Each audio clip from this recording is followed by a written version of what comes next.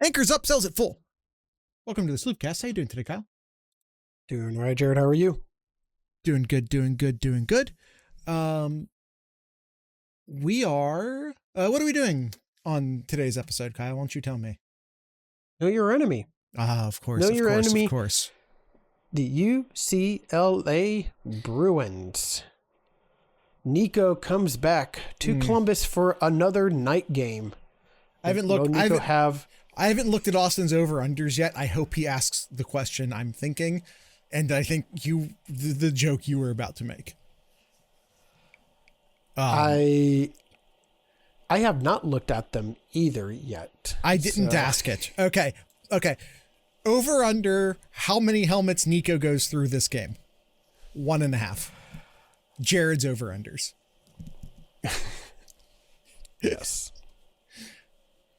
So yeah, Nico comes back to Columbus here, open to I get believe better you, outcome Austin. than the first time here. What you looking for, Jared? No, just doing that. That's all. There we go. All right. So let's get to know our enemies.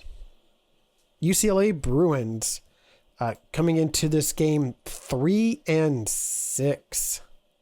Yeah. 3-6, coming off of 2-game skid where they've lost to Nebraska, destroyed by Indiana, but did have their 3 wins right in a row where they first started off beating Penn State, then Sparty, and then Maryland. Yeah. I mentioned before, like Nico, transfer from Tennessee, is their starting quarterback here. Which he insists it wasn't about the money. Yeah, sure. Yeah, I'll just say, like, he's just all over the place. You look at the games that he's played. He hasn't had like a really good quarterback game. The most passing yards he's had all season was to UNLV for 255 yards. Other than that, what's his best in conference? In conference, 221 against Maryland. Yikes. He had 113 yards against Indiana. How many rushing yards did he have against Indiana? I'm glad you asked that, because I was just pulling that up. He rushed 7 times for 28 yards, but he was sacked 3 times, so he only ran the ball 4 times. Gotcha. So Spikes, I'm not sure about what's his rushing total for the year. How about that? Well, I will say he leads the team in rushing yards. That's a bad sign. That is a very bad sign. I'm trying to pull it up real quick here. Yeah, he leads the team in rushing yards, and it is 96 for not even close. 74 number is on the screen. Yeah, 96 rushing attempts. Again, he's been sacked 22 times. Okay. So he's rushed it for 74 times, which is 2 more than their starting running back. And he has 474 rushing yards, 4 touchdowns. Yeah. And their leading running back, Thomas, has 277 yards on 72 carries. And then their second running back, Berger, has 268 yards on 64 carries. Yeah. This team lives and dies from the quarterback. You contain him. You get pressure on him. They live and die by the quarterback. What's their record again? 3-6. Yeah. Like I said, when he played well, he rushed a lot of yards against Penn State. When he's able to get out in space, they have better success. Mm-hmm. When they don't, look at Indiana. They don't. Yeah. How has Ohio State done against running quarterbacks this year? Very good. Yeah. Very good. If I'm looking at that's one of those times where I ask you a question that I already know the answer for the sake of podcasting, because Ohio State has faced many mobile quarterbacks this year. And, you know, some of them have gotten off like a good run. Don't get me wrong. But none of them have had like good overall running days. No, I mean, even then, there's even been like a lot of guys who aren't necessarily runners, but are very mobile and good scramblers. And even they got contained for nothing. Yeah, because I'm trying to look here, and yeah, like I think every quarterback who's been some sort of mobile has not done that well. I'm trying to see who's done the best here, and I can't really find it. I think the number one would have been Demon Williams out of Washington. He's very mobile, but he was sacked 6 times, so the numbers are kind of misleading here. Ohio State had him contained the entire game. They very deliberately contained his rushing. The final stat was 13 attempts for negative 28 yards. Right. So very good. Someone have like a 20, didn't a quarterback at some point this year, and I can't remember who it was, like break a scramble for like 20 yards at one point against Ohio State. And that's honestly the only time I remember a quarterback really getting loose. And even then, I can't even remember who it was. So I'm actually kind of wondering if I'm making it up. Maybe versus the backups? Possibly.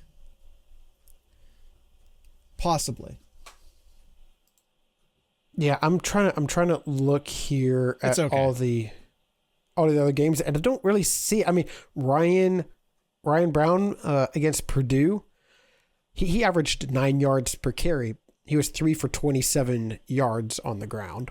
Okay, but I don't know if I would really call that. No. So not. I'm looking at like all the games here. No, I don't. Fair enough. Nothing. There's nothing. So, by the numbers, where is UCLA impressive to you? Where? Yeah. Like what is UCLA's best phase? I think if you're looking at the stats, the numbers here, the only one that pops out that they are good at is 2 things. One is rushing yards per rush. They're averaging just under 5 yards per carry. That's not bad. Really good. That's really good. 28th in the country. It's almost like I have the stats in front of me too. And they're also pretty good at not turning the ball over per game as well. They're at 1.1 turnovers per game, which puts them at 38th in the country. Okay. So that's pretty good as well. Everything else you look here, they're 105th in points per game. They're 109th in passing yards per game. They are 103rd in quarterback sacks per play as well. They're just, and the defense is worse. The defense is worse too. They can't get to the quarterback. They're like at the very, very bottom at sacks per game. I think I saw here, Jared, their leading player on sacks has 1.5 sacks for the year. Yikes. That's a yikes. Can I get a yikes? And that would be Anthony. Can I get Anthony a yikes Jones. in the chat? Yeah, that'd be Anthony Jones, who has 1.5 sacks, and I see a half sack, 1, half sack. They have a total of 6 sacks for the year. Yikes. I'm gonna say yikes again. I'll say that they have statistically been not a bad pass defense, but that might at least be partially aided by the fact that they've been behind a lot. They've been behind a lot. So maybe other teams are just running the ball against them to kill clock. Because while they are number 19 in the country in passing yards per game, if you look at that per pass, they go all the way from 19th in the country to 70th in the country. So that's why you got to look at the averages per attempt and not just the averages per game. Yeah. Penn State, 19 rushes for 200 yards, over 10 yards a pop. Sparty, 16 attempts for 166 yards, 10.4 a pop. Maryland, 23 for 210, 9.1 a pop. Indiana, 19 for 213, 11.2 a pop. Yeah. Nebraska, 13 rushing attempt. Oh, I'm sorry. I looked at that wrong. 39 attempts for 156 yards, 4 yards a pop there. I was looking at the wrong ones. Let me backtrack there. Rushing, 47 attempts for 262 for Indiana. Maryland had 127 yards at 5 yards a pop. Yeah. Sparty rush. They held Sparty in check there for 3.5. Who? And Sparty. Sparty had 3.5. Does Michigan yards State still per play football? Yeah, I know. Okay. And Penn State rushed it for over 5 yards a carry as well too. So so teams are running all over them. They're running all over them. As Austin points out in the chat, so if we struggle rushing this week, it's an issue. Yeah, like during Scarlet and Grade, Kyle, let's remember that Ohio State, bare minimum, and I mean bare minimum, needs to run for 6 yards a carry against this team.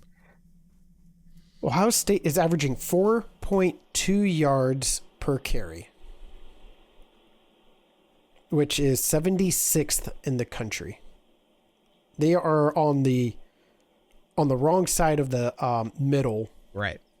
I think the official number for FBS is 136 at the moment.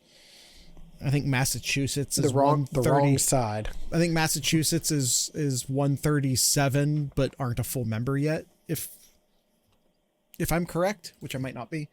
But point is that, yeah, their defense is allowing 5.1 per carry. Ohio State needs to get 6 per carry, or we're officially in panic mode on the state of the of the rushing attack. Because also, and this is going to come up when we during Sloop Sayers, I don't expect Ohio State to try to run the score up. Mm-hmm.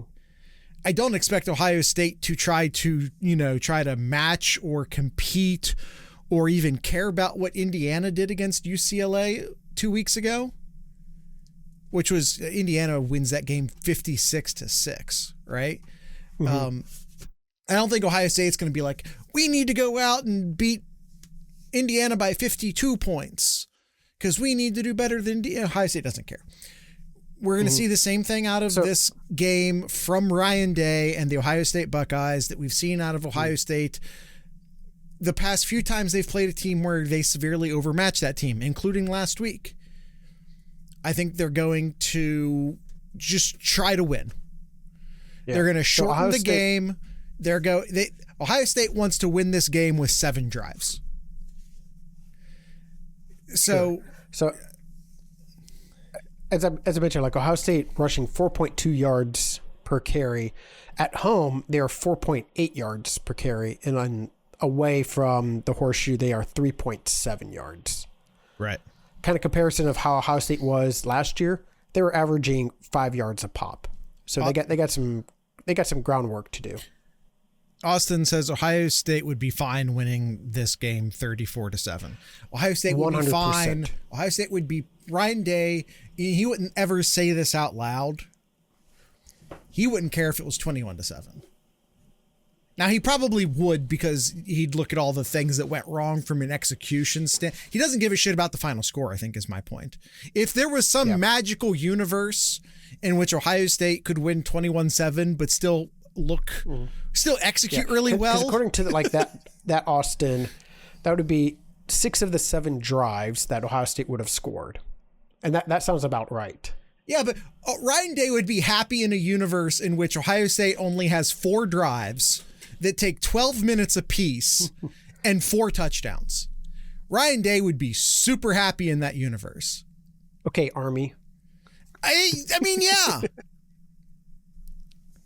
Oh, stop it, Austin. Jeez. All right. Anybody else from this UCLA team looking offensively here? Gilmer, you're all way too old to be playing this game. You're all 395 yards for the year. Not really worried about their receivers as well. Ohio State is just lights out on the passing defense side. Number 2 in the country in yards per pass. Number 2 in the country for opponents' yards per game at 135 yards per game. Yeah, I'm not worried about Nico trying to throw it against Ohio State here. No. Defensively, I'm not too worried about it as well too. As I mentioned, like UCLA near the bottom and the vast majority of the major stats here: points per game, points per play, yards per play. They are 98th in the country, letting almost 6 yards per play. 119th in running yards per game, 124th in running yards per rush, 136th in third downs. They are letting up over 55% of third downs on defense. Yeah, I'm not really too worried about UCLA's defense at all here. I think this is the kind of game that you've seen some games that Ohio State starts the game off passing a lot, get some good momentum going, get the pass game going. Like, I think this is a good game to be like, hey, let's work on the rushing side here. We got to get our offensive line to be able to block better. Yeah. If they want a really good shot of making a deep run into the playoffs, because they got to get the ball moving on the running attack. All right. Anything else we want to get to know about UCLA before we move on? I think that's it. We'll go ahead and take our ad break. I know a little over here, but we'll take our ad break and get right back to some more Know Your Enemy. TheSloopcast.com, your go-to link for anything and everything Sloopcast related. There you can find our Discord page, discord.thesloopcast.com. If you want to come hang out with Jared, myself, the Sloopcats, and all others, talk about anything and everything Ohio State, college football, college basketball, and more over at our Discord page. If you want to help Jared and I financially, you can help. You can go on over and donate over to patreon.thesloopcast.com, or you can head over to the merch store, merch.thesloopcast.com, pick up some gear to help Jared and I with any technical bills. Again, you can find that and much more over at thesloopcast.com. I'm going to take an ad break and be right back. All right, Kyle. Time for the Sloop Sayers. Yes, sir. Ohio State player to watch. Oh, I was waiting for you to do it. You were waiting for me to do it. Ohio State player to watch in this game here, Jared. I'll start with you. The guards. Who is your Ohio State player to watch? The guards. The Ohio State, if they want to run better, the guards have to play better. And I know every year Ohio State fans pick a scapegoat or two and they ride that person. And it typically starts off in a justified area and then balloons into unjustified territory. It's typically how that goes. And I think that's what's happening to Tigger Chabola right now. And I'm not saying he's been perfect. I'm not saying he's even been all that good. But, the hate has ballooned into this big thing. But I'm here to tell you that the entirety of the interior offensive line is not run blocking right now. And there is blame to spread around, I guess is my point. Mm-hmm. And I think, I would agree. quite frankly, there is, I think, everyone talks about, you have 2 high draft pick running backs leave. I'm telling you right now, there's issues with the run game design right now. There is coaching issues in how the run game is being designed. There is blocking issues with the interior of the offensive line. The run game is a larger issue than like the right guard. Point being, it is too much zone, first of all. I agree. Point being is that the fans have chosen a scapegoat, and that's a far too simplified point. Players to watch. I'm taking all 3 of the interior offensive linemen who need to block better this game. Yeah, I wasn't going to pick one. I was going to pick the entire offensive line on the running side. Well, I picked 3 of them. Sure. Well, I'm picking all the slobs. It's all 5 of them that needs. Actually, I mean, it's the tight ends as well too. Needs to get in there and help block better as well too. So I'm just overall, it's the running attack. Like the team has got to get better with that. Right. Yeah. I mean, the obvious nothing's answer been for Austin says, but nothing's been catastrophic. Yeah. It's just like I said, it starts with fair, honest criticism that balloons into ridiculous levels of scapegoating. And that happens to someone every year. Mm-hmm. Enemy player to watch. I mean, it's Nico.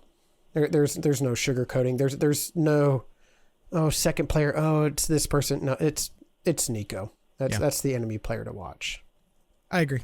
I mean, if I really wanted to, I could be like, they have a pair of linebackers who get a lot of the tackles, and okay. Oh man, you should really look out for Gilmer at wide receiver. Maybe. No, it's Nico. All right.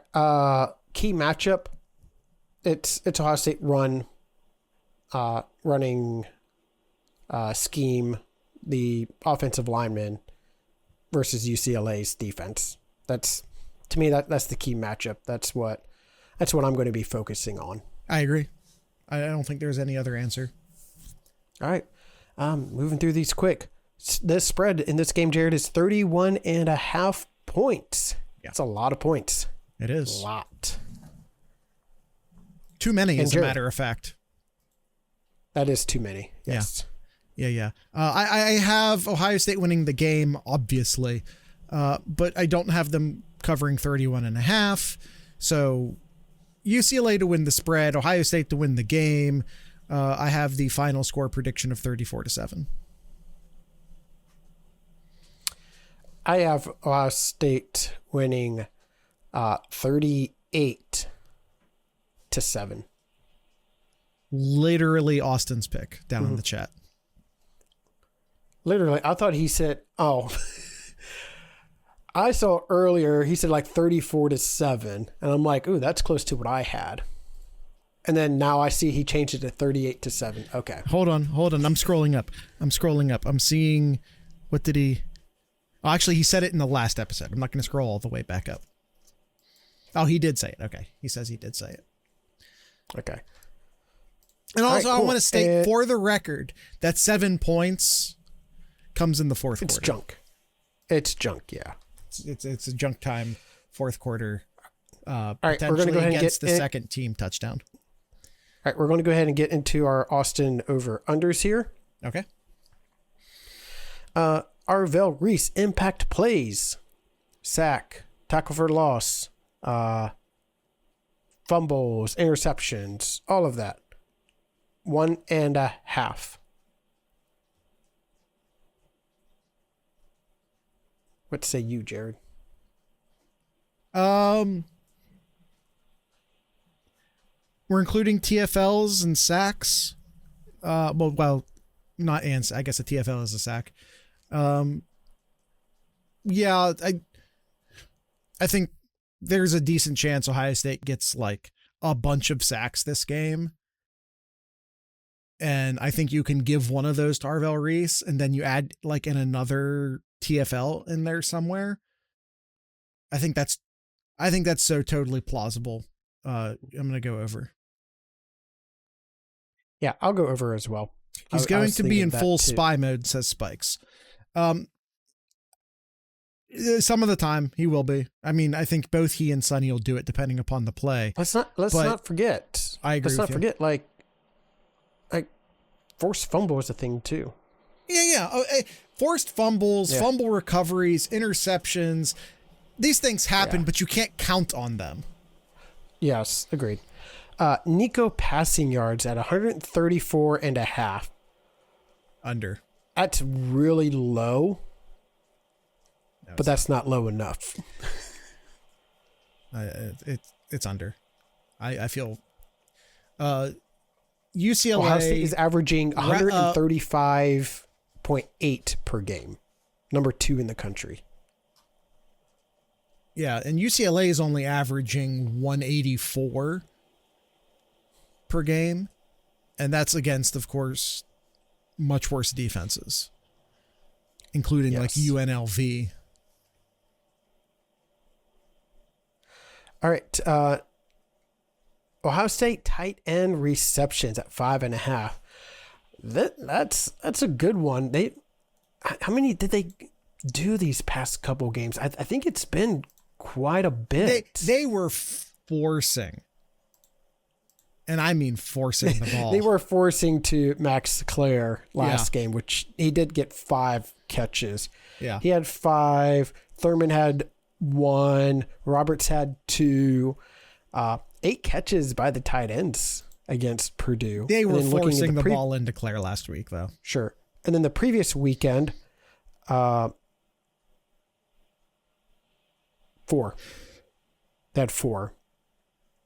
I'm going under here. I just don't think Ohio State throws all that much, especially in the latter half of the game. Yeah, I'm going under as well, as much as I want to say over. I'm just going to go with what I think Ohio State's going to do, trying to establish a run, trying to fix things that need to be fixed here. So I'll go under as well. Okay. All right, Vaughn's total tackles. Vaughn is, I'm trying to find what he might take me a little bit to try to find his actual number here though. So Vaughn's total tackles at 7.5 for the game, and he's their leading tackler at 88 a game, or excuse me, on the 88 per year on the year. Yeah. So before you pick, so he had 9 against Nebraska, 13 against Indiana. He had 7 against Penn State, 4 against Sparty, 8 against Maryland for your last 5 games that he's had there. I'll go over, especially with if Ohio State does run the ball a lot more. Bonds will probably be there to try to tackle. So yeah, I'll go over. Yeah, look at this. I think this game will play out a lot like the Purdue game played out last week, or a lot like the Indiana game played out a couple weeks ago for UCLA. So you say he had 13.5. Excuse me. They are UCLA. UCLA against Indiana. You said he had 13.5 against Indiana? Yeah, 13 tackles. Yeah. Okay, 13 tackles against Indiana. Look for this game to be, again, for Ohio State, a lot like it was last week against Purdue. They're going to dominate the time of possession. They're going to run the ball a lot. That's going to lead to a lot of tackle opportunities for their leading tackler. Give me the over. Bo Jackson rushing yards plus Jeremiah Smith receiving yards at 207.5. Give me the over. Yeah, I think so. Give me the over. Especially, I mean, I suppose Carnell Tate's going to play. I mean, it didn't even sound like he was all that injured last week. So that could eat into Smith's receiving yards this game.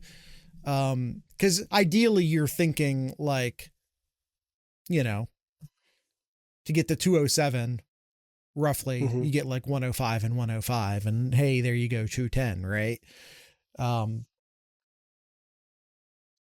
So that's sure. My thought process. So yeah, I'll go over. UCLA so PATs and field goal attempts at 1.5 attempts. I'm gonna go over, like that. Yeah, even though my final score. Yeah, even though my final score says that. Well, it might because it could be a missed they had field 7 goal. points, but this is attempts. He has here attempted. Yeah. So I'll go over. I'm gonna go under. All right, cool. I think that's our first difference. I think they score. Is it? I think it is. I think it is. Apparently it is. Which is good for me because I think I'm in the lead, aren't I? Or are we tied?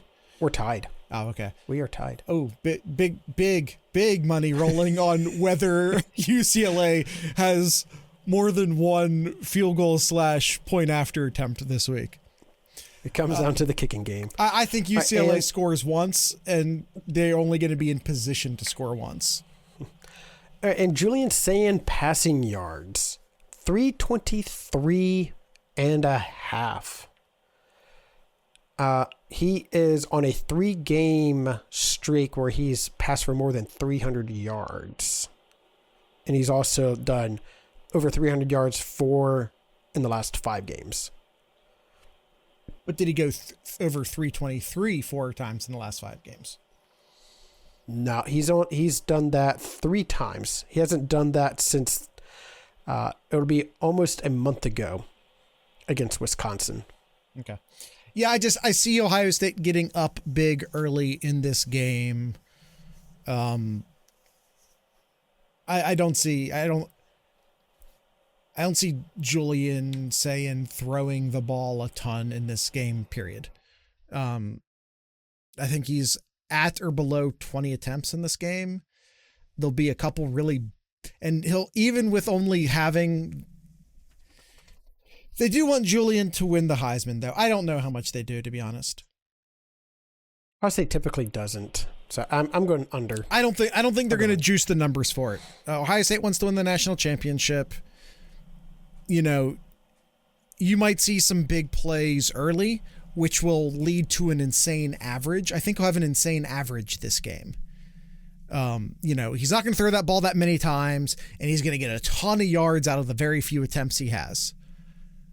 Sure. But it's still not going to be that many attempts. So the overall total, I think, comes in short of 300. Yeah. All right. So we both going under on that one? Yeah. All right. So it all comes down to the kicking game. Yep. So I'm going to add a off the record one, Jared. Okay, off the record, this doesn't count. And this is for all the Sloop Cats down in the chat as well, too. And the YouTube comments. 0.5. Okay. 0.5. Okay. Number of helmets lost or cracked from Nico. We already made this joke. And I already said it at 1.5. I'm doing it 0.5. Okay. I'm going to go under. I know it was 2 the last time they played. But I'm going to go under. All right. Let us know what you think. Do you think Nico's going to lose? I'm even putting losing his helmet. Like his helmet comes off. Oh! Losing the helmet. Whoa! That's a whole other thing. I said lose.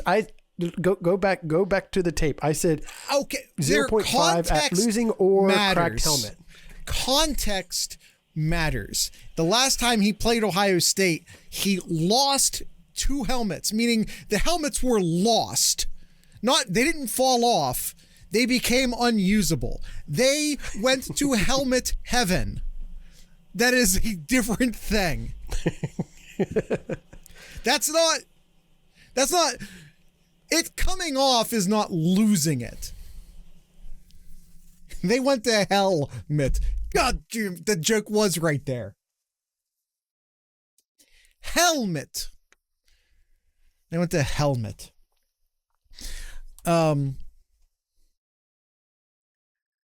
Including falling off, I'll go over. All right.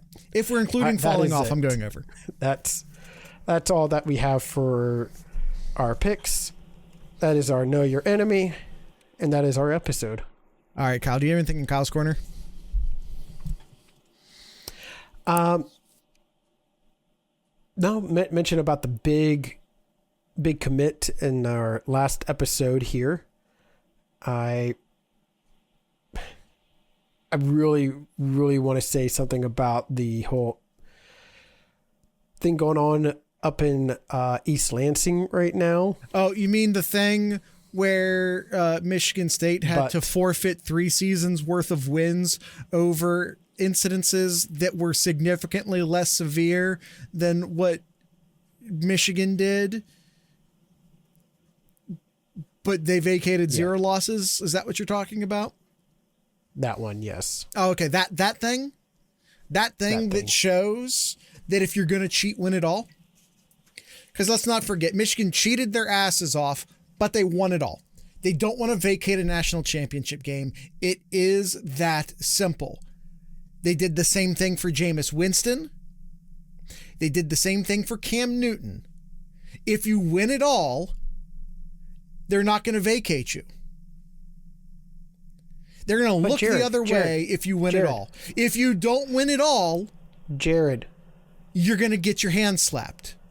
But this is hurting. This is hurting the current Michigan State players, though. This is hurting the current staff members who had no part of this, though. If they Jared. didn't, why are you hurting Kyle, the current team? If they didn't want to be hurt, they shouldn't have committed to Michigan State. Sorry to victim blame, but you committed to Michigan State. What the fuck did you expect to happen? There wasn't going to be a happy ending to that story. Or maybe Michigan State needed to lie and continue to lie over and over. Maybe they would have gotten out of it. Yes, as Esquire points out in the chat, if you're going to cheat, tell the quote-unquote police to go fuck themselves seems to be the correct playbook. Yeah, extend the process out as long as possible. Make the NCAA spend as much time and money on it as possible. Do not cooperate. Do not hand over emails. Destroy evidence. Do not comply. Yeah. Okay. All right. That's it. That's all I got. I'm not reading that one, Esquire.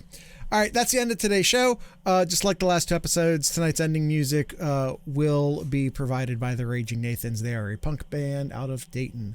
So with all that being said, it was good, though. It was good. I'm just not going to read it out loud. It's on the screen. People can read it if they want to. So with all that being said, I'd like to encourage everyone to drink local beer, listen to local music, and of course, support your local podcasters. Once again, these are the Raging Nathans.